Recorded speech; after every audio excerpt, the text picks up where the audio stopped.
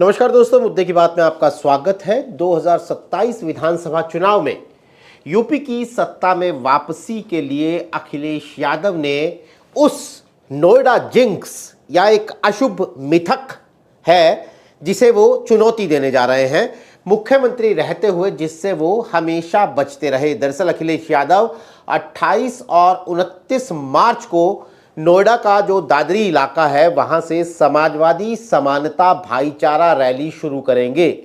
ये 2012 के उस इतिहास को दोहराने की कोशिश है जब अखिलेश यादव ने नोएडा से साइकिल यात्रा शुरू की और पूर्ण बहुमत की कुर्सी तक लखनऊ में जा पहुंचे।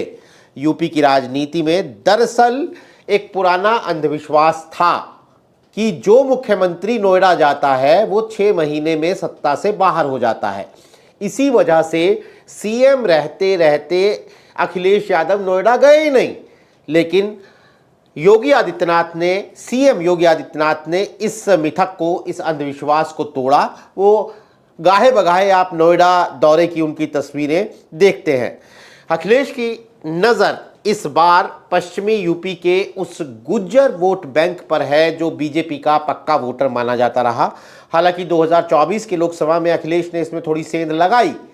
तो क्या नोएडा की ज़मीन एक बार फिर अखिलेश यादव के लिए सत्ता का रास्ता साफ करेगी?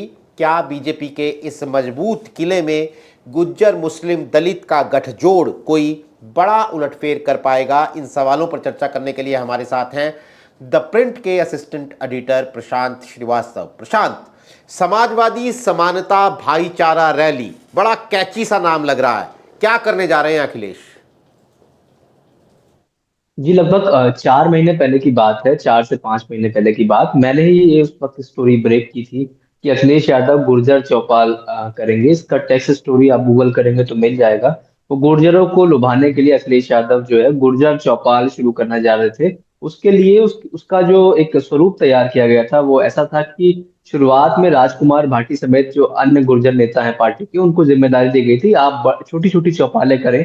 100 से अधिक चौपालें आप पश्चिम के 25 जिलों में लगभग आप अगर ऑर्गेनाइज करें, यानी एक जिले में अगर आप 4 चौपाल करते हैं, 20 से 25 जिलों में से ऑर्गेनाइज करिए। उसके बाद अखिलेश यादव अक्टूबर 2025 से इसको शुरू करने वाले थे। यानी अखिलेश यादव को एक बड़ी रैली के साथ उस वक्त एक तरीके से अपना कैंपेन शुरू करना था और उसको गुर्जर रैली या उस तरह से कोई भी उस तरह का नाम देना था।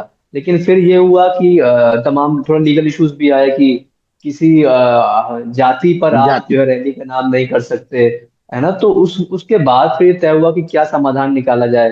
फिर दिवाली का समय आ गया, फिर नए साल का आ गया, बीच में पार्लियामेंट सेशन आया और फिर अब बजट सेशन आ गया। तो ऐसे में अखिलेश यादव को ऐसा टाइम फ्रेम चाहिए था या एक टाइम स्पेस चाहिए था जब वो अपना एक तरीके से कैंपेन फुल फ्लेजेड उसको स्टार्ट कर सके, एटलीस्ट उसका एक पार्ट का बिगनिंग कर सके। तो ऐसे में मार्च का महीना निकाला गया, तो होली भी बीत जाएगी और नवरात्र भी उस समय बीत जाएंगे। मेरे ख्याल से रामनवमी के 1 या 2 दिन बाद उनका एक जी कार्यक्रम जी, मेरे ख्याल से शुरू हो 26 रहा है। मार्च की रामनवमी है। 26 मार्च की हाँ हाँ रामनवमी है हाँ, जी। 28 को जो है ये कार्यक्रम शुरू हो रहा है। तो गुर्जर चौपाल अब इसे नहीं कह सकते, अब उसको पीडीए रैली, और जो एक नाम दिया गया है, उस समय मेरी राजकुमार भाटी से बात हुई थी तो उन्होंने कहा था कि हम कुछ ना कुछ नाम ऐसा सोचेंगे कि जिसमें ऐसा ना लगे कि किसी जाति का इसमें हम्म। नाम आ रहा है। लेकिन लेकिन इस रैली का मुख्य फोकस वो कहीं ना कहीं गुर्जर समाज है।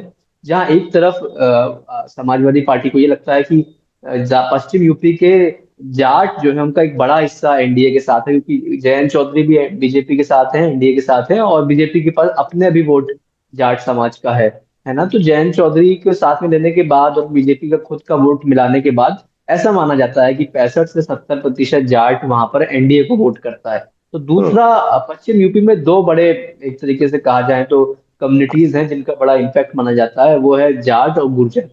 तो ऐसे में गुर्जरों को साथ लिया जाए। समाजवादी पार्टी ने सोचा कि अगर 50% गुर्जर भी हमारे साथ आ जाते हैं, जो अभी तक इन लोग का मानना है कि 20 से 25% ही गुर्जर इनके साथ हैं। इनका अगर हम्म। ये कहना है अगर 50%, 25 से अगर हम 50 तक पहुंच जाए, 50% गुर्जर भी अपने साथ हम ले लेंगे, तो जो हमारा नुकसान जयंत चौधरी के उधर जाने का हुआ है, जयंत चौधरी 2022 में समाजवादी पार्टी के अलायंस में थे, उनका मानना है अगर जयंत चौधरी के जाने के बाद जो नुकसान हुआ है उसकी पूर्ति की जा सकती है अगर जो 25% गुर्जर हमारे साथ है वो बढ़ के 50% तक हो जाए। इसलिए समाजवादी पार्टी इस बार 1 दर्जन से अधिक टिकट गुर्जर नेताओं को भी दे सकती है, क्योंकि ये बात जाहिर सी है कि इस बार जाट नेताओं को शायद उस तरह से टिकट नहीं देगी। हालांकि वहां पर जाट परिवार भी, समाजवादी पार्टी के पास कुछ मजबूत जाट परिवार है, जैसे हम्म। पंकज मलिक का परिवार हो गया, हरेन मलिक उनके सांसद हैं, और पंकज मलिक, उनके पिताजी हरेन मलिक सांसद हैं, पंकज मलिक खुद जो है 3 बार के विधायक है, और उस क्षेत्र में उस परिवार का बड़ा, एक तरीके से कहा जाए, उस अपने हम्म। परिवार का एक इम्पोर्टेंस है, एक महत्वपूर्ण वो फैमिली वहां पर मानी जाती है। और वो लोग इतना ब्रांडिंग वगैरह और इतना उस तरह से सोशल मीडिया पर तामझाम नहीं करते, लेकिन उन लोग का अपना जमीन है वहां पर, उनके फादर काफी पॉलिटिकल हैं आर्यन मलिक साहब, और इस बार उन्होंने बड़ा मजबूत चुनाव भी जीता है। तो लेकिन कोशिश ये भी है कहीं ना कहीं समाजवादी पार्टी की, कि किसी तरह गुर्जरों को साथ लाया जाए। गुर्जरों को भी साथ लाकर ले आएंगे तो जो जाट समाज जितना नहीं आया है या जितना आने की उम्मीद नहीं है, क्योंकि जयंत चौधरी उधर चले गए हैं, तो 20-25% का नुकसान हो सकता है जाट समाज के वोट से। तो वो 20-25% कैसे अपनी तरफ लाया जाए, ये गुर्जर समाज को साथ के लाया जा सकता है। और नोएडा से अखिलेश यादव पहले भी साइकिल यात्रा और तमाम चीजें, उनका पहले भी कनेक्शन रहा है। तो ये एक समाजवादी पार्टी के लिए एक माना जाता है कि मुरादाबाद के आगे समाजवादी पार्टी का संगठन उतना मजबूत नहीं है। पूर्वांचल उनका में है, वोट भी अवध नहीं है। में है, हम्म। बुंदेलखंड में है, लेकिन मुरादाबाद के आगे अगर चले जाएंगे तो उतना हम्म। मजबूत नहीं है। तो इस बार अखिलेश यादव जब से दिल्ली पहुंचे हैं, तब से एक ये फोकस हो गया, यानी कि जब से दिल्ली में उनका एक तरीके से कहा जाए तो मिनी ऑफिस क्योंकि बन गया है, और घर ही मिनी ऑफिस है, क्योंकि दिल्ली में उनको 2 बंगलो भी मिल गए हैं, क्योंकि सांसद वो भी हैं और डिम्पल यादव भी सांसद हैं।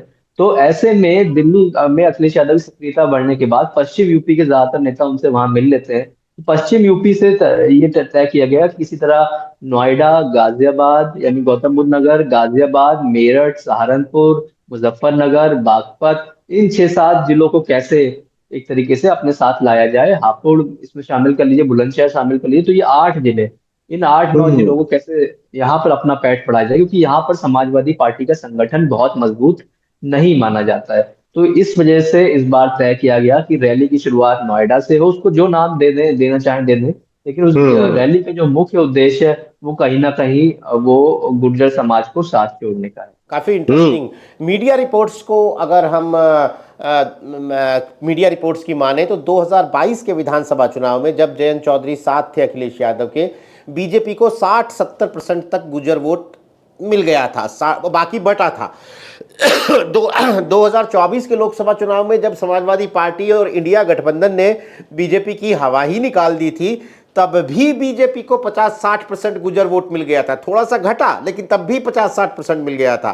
तो इस बार समाजवादी पार्टी, जैसा तफसील से प्रशांत ने बताया, गुज्जर वोटरों पर बैंक कर रही है। पश्चिम की जो पूरी पॉलिटिक्स है वो उसी को ध्यान में रखकर है, और नोएडा को वो दरवाज़ा बनाया गया है जहां से पश्चिम की पॉलिटिक्स में गुज्जरों तक पहुंचने का रास्ता बनाया गया था। 2022 में समाजवादी पार्टी के गठबंधन ने 12 गुज्जर टिकट दिए थे, दर्जन भर प्रशांत आपने अब भी कहा, लेकिन मेरी पर राजकुमार भाटी से कुछ हफ्तों पहले बात हो रही थी, ज़्यादा देंगे ज़्यादा देंगे। हाँ, तो वो मेरी राजकुमार भाटी से बात हो, जी जी जी। तो इस बार में मेरा यही सवाल है कि ज़्यादा टिकटों की मांग कर रहे हैं, क्योंकि जब किसी कम्युनिटी को लगता है कि वो फोकस में आ रही है तो उनकी आकांक्षाएं, महत्वाकांक्षाएं बढ़ जाती हैं।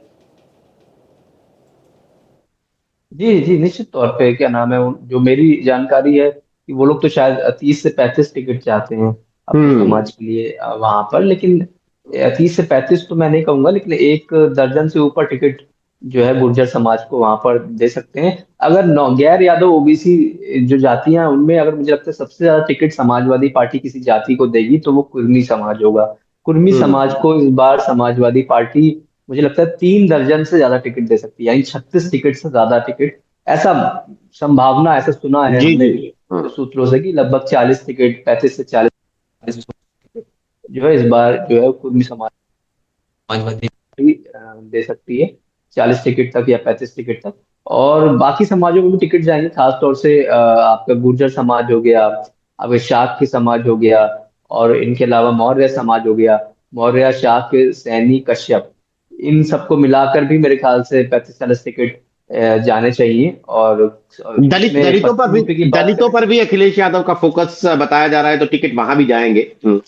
हाँ नहीं, दलित तो देखिए 80 से ज्यादा तो रिजर्व सीटें वहां तो जाएंगे, लेकिन हाँ, मेरे वो तो ख्याल से 80 से चार ज्यादा, या बिल्कुल। पांच लगभग 4 या 5 इस बार भी जनरल सीटें भी आपको ऐसी दिखेंगी जहां पर समाजवादी पार्टी जो है वो दलित कैंडिडेट उतार सकती है। 4 या 5 सीटें मुझे लग हाँ, रहा है वो ऐसी, तो बिल्कुल। जहां पर ये एक्सपेरिमेंट जो उनका लोकसभा में सक्सेस हुआ है वो यहाँ पे विधानसभा में भी कर सकती है। लेकिन एक चीज मैं फिर ऐड करूंगा, हम्म। अखिलेश यादव की रैली को लेके समाजवादियों में बड़ा उत्साह है, बड़ा माहौल है। आपको रैलियों के जब रैली शुरू होगी, ये यात्रा शुरू होगी, तो उसमें आपको विजुअल्स में भी खूब सारी भीड़ दिखेगी। वो 2017 में भी थी, 19 में भी थी, 22 में भी थी, 24 में भी थी। रिजल्ट 24 में आया हालांकि, लेकिन भीड़ जुटाना समाजवादी पार्टी के लिए कोई बड़ी बात नहीं है। और रैलियों में भीड़ जुटाना किसी भी बड़ी पार्टी के लिए, चाहे वो सत्ता पक्ष की हो या विपक्ष की हो, बड़ी बात नहीं होती है। लेकिन मैं फिर ये कहूंगा कि जो आमतौर पे जो हमारा ऑब्जर्वेशन है, ज्यादातर रैलियों में समाजवादी पार्टी की और भी तमाम दूसरे दलों की रैलियों में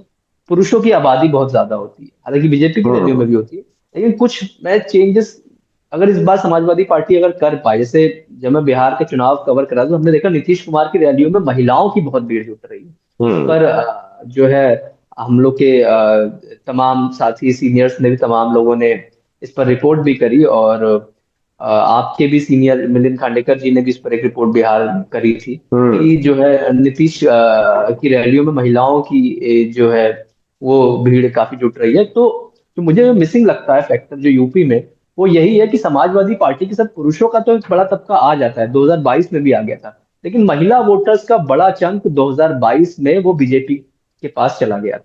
और अभी भी हम्म। जो चुनाव और स्टेट्स में हुए, चाहे महाराष्ट्र हो, मध्य प्रदेश हो, हरियाणा हो, और ये आपका बिहार हो, महिलाओं का बड़ा हिस्सा वो बीजेपी के पास चला जाता है।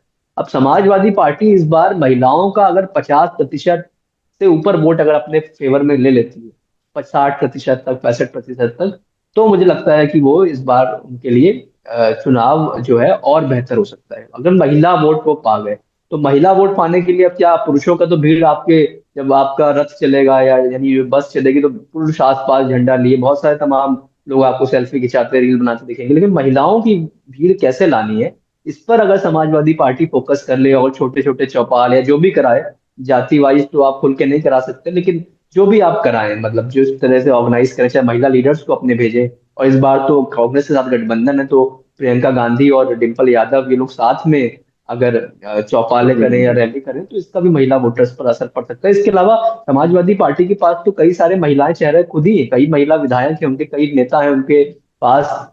रागनी सोनकर से लेके पल्लवी पटेल, भले ही अभी इक्वेशन उस तरह से नहीं चल रहा, लेकिन है तो समाजवादी पार्टी के सिंबल पर ही। और भी तमाम नेता हैं जो अभी विधायक नहीं भी है, जैसे पूजा शुक्ला हो गई, आंचल वर्मा हो गई, आंचल वर्मा जो रागनी सोनकर की सिस्टर है। और भी तमाम नेता समाजवादी पार्टी में, महिला निधि यादव हो गए, और भी बहुत लोग हैं, मतलब तमाम और भी नेता हैं, जूही सिंह, और बहुत सारे ऐसे नेता हैं समाजवादी पार्टी में, जिनको इन महिला नेताओं को वो एक साथ करके अगर महिलाओं के बीच जाए तो मेरे ख्याल से समाजवादी पार्टी का महिला वोट बढ़ सकता है। क्योंकि महिला वोट अगर रीजनल पार्टीज नहीं बढ़ाएंगी तो बीजेपी को चैलेंज देना आज की तारीख में बड़ा मुश्किल है, क्योंकि महिलाओं का वोट का एक बड़ा हिस्सा, 80% से ऊपर हिस्सा, 70 से 80% तक अगर एक पार्टी को चला जाएगा, तो दूसरी पार्टी अगर पुरुषों का बहुत वोट पा भी गई, 60, 70, 25%, ऐसा तो है नहीं आप 100% पुरुष एक ही पार्टी को दे देंगे, लेकिन आप एक हम्म। मेजर चंक भी पा गए और महिलाओं के वोट में आप बहुत पीछे रह गए, तो जो है आप, इतना आसान नहीं है बीजेपी को हराना। क्योंकि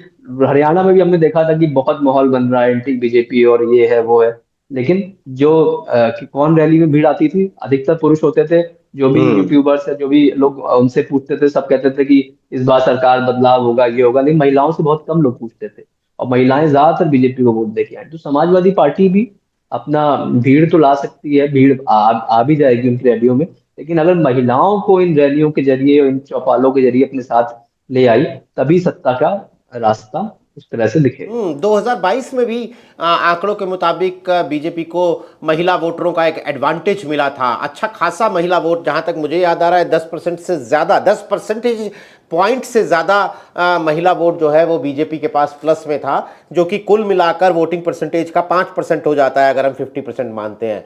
तो समाजवादी पार्टी को इस बार बाकी तमाम चीज़ों के साथ साथ, अपने पीडीए के साथ साथ जो आधी आबादी ए का कहते हैं, उस पर फोकस करना होगा।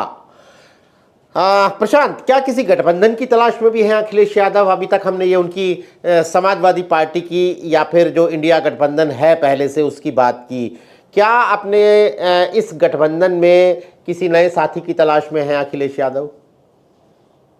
नहीं, मुझे नहीं लगता कि अखिलेश यादव किसी नए साथी की तलाश में है। और पार्टियों को भले ही अखिलेश यादव की तलाश हो, छोटी पार्टियां जो है, हालांकि कोई पार्टी को छोटा कहना नहीं ठीक है, लेकिन सबकी अपनी अपनी इंपॉर्टेंस होती है।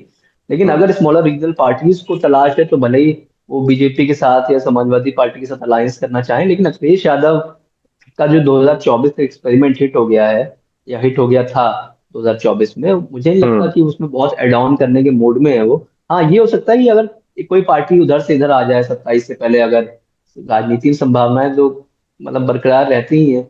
अगर सपोज अगर निषाद पार्टी इधर आ जाए या राजभर इधर आ हम्म। जाए, हालांकि इसके चांसेस बहुत नहीं है, लेकिन यू नेवर नो, राजनीति में आखिरी के 3 महीने में मोमेंटम बनता है। कोई इधर आ जाए तो उसको भले ही एडजस्ट कर लेंगे वो। लेकिन अभी तो फिलहाल जो अलायंस है वो कांग्रेस और समाजवादी पार्टी का ही रहना है। इसमें एक दो पार्टी, स्मॉलर पार्टीज की गुंजाइश है, लेकिन वो बहुत कम सीटों पर है। अगर वो कम हम्म। सीटों पर मान जाती है पार्टियां तो एडजस्ट हो सकती है, क्योंकि समाजवादी पार्टी 320 सीटों से कम पे तो चुनाव लड़ेगी नहीं। 403 हम्म। सीटें यूपी में है। समाजवादी पार्टी 300 प्लस पे ही चुनाव लड़ेगी। तो बाकी हम्म। के, अगर सपोज वो 320 सीटों पर लड़ती है, तो बाकी की 83 सीटों में बाकी सब एडजस्ट हो जाएंगे। या अगर वो 300 सीटों पर लड़ती है, 310 सीटों पर लड़ती है, बाकी की 90 सीटों पर सब एडजस्ट हो जाएंगे। तो कांग्रेस मांगेगी 100 सीटें, या तो कांग्रेस को हम्म। 50-60 सीटों पर एडजस्ट हो जाए। निषाद पार्टी अगर बाई चांस आती, सपोज कोई भी रीजनल पार्टी बीजेपी की टूट के आती है, तो वो भी 15 से 20 सीटें मांगेगी। तो समाजवादी पार्टी के लिए चैलेंज ये है, अगर खुद वो 350 सीटों पर लड़ने लड़ने का प्लान कर रहे हैं, जैसा मैंने सुना कि 350 समाजवादी पार्टी, रेस्ट में बाकी सब, तो रेस्ट यानी 78 में बाकी सबको एडजस्ट करना पड़ेगा, है ना? तो इस वजह हम्म। से इतना नहीं, संजय एडजस्टमेंट में। निषाद तो जिस तरह की नाराजगी दिखाते रहते हैं, बाकी भी दिखाते हैं, लेकिन संजय निषाद काफी मुखर रहते हैं, तो ऐसा लगता है कि उनकी बेचैनी जो है वो काफी ज्यादा है एनडीए के अंदर। हाँ, वो देखिए, राजभर एक बार इधर आके जा चुके हैं, मतलब संजय निषाद तो पहले ही थे, है ना, उस हम्म। समय। लेकिन जब से वो उधर गए तब से वो आए नहीं है इधर, हम्म। है। तो वो अगर वो भी उन्हीं का आना रह जाए, लेकिन बात ये है कि वो भी जो डिसीजन लेंगे वो आखिरी के 3 महीने के माहौल को देखते हुए लेंगे और सीट बार्गेनिंग को देखते हुए लेंगे। वो भी हम्म। 15-16 सीटों से कम कोई नहीं आएगा, चाहे राजभर हो, चाहे निषाद हो, चाहे अनुप्रिया पटेल की पार्टी, 15 सीटों से कम कोई पार्टी नहीं आएगी। आपको कांग्रेस को भी 60-70 सीटें देनी है, 70 ये, 15 वो, 85 तो ऐसे ही हो गया। अगर पल्लवी पटेल से चीजें ठीक हो जाती हैं तो 4-5 सीटें उधर भी जाएंगी, तो 90 सीटें तो ये हो गई। तो क्या हम्म। समाजवादी पार्टी केवल 310 सीटों पर लड़ेगी चुनाव, 312 सीटों पर लड़ेगी चुनाव? बात यह है कि समाजवादी पार्टी चाहती है कि हम 325 पे हम लड़े, बाकी 75-70 बाकी सब पार्टियां हो जाए। तो इसमें दिक्कत ये आ रही है कि पार्टियां ऐसे ऐसे तो बहुत महान दल और तमाम छोटे छोटे दल भी साथ में थे समाजवादी पार्टी के 22 में, 24 में बिल्कुल। भी बहुत से लोग साथ नहीं थे, तो लेकिन उन्होंने एक तरीके से सहयोग किया समाजवादी पार्टी का। लेकिन सबको सीट एडजस्टमेंट में हो जाना, टीएमसी के लिए समाजवादी पार्टी ने सीट छोड़ी थी, है ना? तो लेकिन वो 27 में संभव है कि नहीं है? क्या ललतेश पति त्रिपाठी इस बार सिंबल बदल के लड़ेंगे? मतलब बहुत सारे हम्म। और भी एडजस्टमेंट है समाजवादी पार्टी के पास डिमांड। तो बहुत सारे लोग कहते हैं कि चंद्रशेखर को अलायंस में ले आओ तो चंद्रशेखर के लिए फायदेमंद रहेगा और समाजवादी पार्टी के लिए। लेकिन चंद्रशेखर 50 सीटों से कम पे तो आएंगे नहीं, है ना? हम्म। 40-50 सीटों से कम वो मान हो गया, वो सांसद हो चुके हैं। पहले भी सीट को लेकर ही इशू हुआ था, तब तो शायद वो 15-20 में मान भी जाते। आज की स्थिति में वो 40-45 से कम पे मानेंगे नहीं, 45 उधर दे देंगे तो फिर कांग्रेस को कैसे हाँ, देंगे, है बिल्कुल। ना? तो ये बिल्कुल तमाम समीकरण, और क्योंकि अखिलेश यादव को आप 2024 के चश्मे से जब देखते हैं तो उनके साथ वही दिक्कत आ जाती है जो बीजेपी के साथ, यानी जीत की संभावनाएं जो है वो काफ़ी ज़्यादा नज़र आती है लोगों को, और ऐसे में फिर सीट के लिए लड़ाई भी ज़्यादा बढ़ जाती है। असदुद्दीन ओवैसी से किसी किस्म का खतरा, या खतरा शब्द मैं ना भी इस्तेमाल करूं तो असदुद्दीन ओवैसी कोई फैक्टर है? खास तौर पर इसलिए दर्शकों को बता दूं कि 2022 और 2024 में उत्तर प्रदेश का मुस्लिम वोट लगभग एक मुश्त अखिलेश यादव के साथ गया है। ऐसे में असदुद्दीन ओवैसी का आना क्या इस समीकरण को बिगाड़ सकता है? देखिए, कुछ सीट पे भले ही बिगाड़ दे, लेकिन बहुत सीटों पर बिहार जैसा, सर मैं वैसे की पार्टी का यूपी में उस तरह से नहीं देखता हूँ। हालांकि चुनाव में टाइम है और वो लोग भी बड़ी मेहनत कर रहे हैं, लेकिन यहाँ पर अलायंस कांग्रेस और समाजवादी पार्टी का 2024 में रिजल्ट दे चुका है। बिहार में आरजेडी और कांग्रेस का अलायंस 2024 में रिजल्ट उतना बेहतर नहीं दे पाया था, सीटें पाई हम्म। थी कुछ, लेकिन यहाँ का जो डेंट मारा है बीजेपी को 2024 में अलायंस ने, ऐसा किसी अलायंस ने पूरे पूरे देश में इस पूरे लेवल का देश में डेंस नहीं नहीं माना। मारा है ना, कि आप जो है वो अयोध्या फैजाबाद वाली सीट हारे, आप बनारस में आपका मार्जिन इतना कम हो गया जहाँ प्रधानमंत्री लड़ते, लखनऊ जैसी सेफेस्ट सीट में आपका मार्जिन कम हो गया। इन सब जो जो सेफ सीटें हैं ना, लखनऊ हो गए, कानपुर में आप एकदम हारते हारते बचे, मतलब बहुत कम ही मार्जिन था, उतना नहीं था जितना कि रहना चाहिए था। नोएडा में भी जो गौतम बुद्ध नगर सीट है उसमें, और इवन जो आपका गाजियाबाद सीट है उसमें डॉली शर्मा के ठीक ठाक वोट आ गए थे। तो इस बार जो समाजवादी पार्टी कांग्रेस का अलायंस एक बार रिजल्ट दे चुका है, तो they definitely want to retest it. एक बार टेस्ट दोबारा करना चाहेंगे इस अलायंस का, कि विधानसभा में भी उस तरह से अभी बहुत नानुकुर होगा कि कांग्रेस मांगेगी 100, समाजवादी कहेगी 40 42, इससे ज्यादा शुरुआती दौर में समाजवादी पार्टी देगी नहीं। फिर ऐसी खबरें भी आएंगी कि अलायंस टूट रहा है, ये हो रहा है वो रहा, आखिरी में अलायंस होगा, मुझे ऐसा लगता है आखिरी में अलायंस होगा। और दोनों की जरूरत है ये अलायंस होना, चाहे कोई लाइक करे डिसलाइक करे, वो एक अलग चीज हो गई, एक कम सीटों पे हो ज्यादा सीटों पे हो गई वो अलग चीज है, लेकिन नैरेटिव बनाने के लिए समाजवादी पार्टी और कांग्रेस का अलायंस उत्तर प्रदेश में होगा, ये दोनों का थिंक टैंक चाहता है। हम्म। नहीं तो बहुत काफ़ी इंटरेस्टिंग समीकरण बन रहे हैं आने वाले दिनों में। और अखिलेश यादव ने जिस तरह से लगातार 2024 के चुनाव के बाद, जिसे कहते हैं कि अपनी मौजूदगी दर्ज करवाई हुई है और एक पूरा पब्लिक परसेप्शन ये बनाया हुआ है कि भाई उत्तर प्रदेश में तो बीजेपी को अगर कोई टक्कर दे रहा है तो वो मैं ही दे रहा हूँ। ये अखिलेश यादव का 2022 के उस चुनाव से काफ़ी अलग पोस्चर है, जहां उन पर यह आरोप लगा था कि वो देर से मैदान में कूदे, अगर पहले कूदे होते तो चुनाव की स्थिति कुछ और हो सकती थी। दोस्तों, आने वाले दिनों में परिस्थितियां जो हैं वो बहुत ही दिलचस्प इंटरेस्टिंग होने जा रही हैं और उन पर हमारी नज़र बनी रहेगी। आज हमारे साथ इस कार्यक्रम में जुड़ने के लिए प्रशांत, आपका बहुत बहुत शुक्रिया। तमाम दर्शकों का भी आभार। दोस्तों, आज के लिए नमस्कार।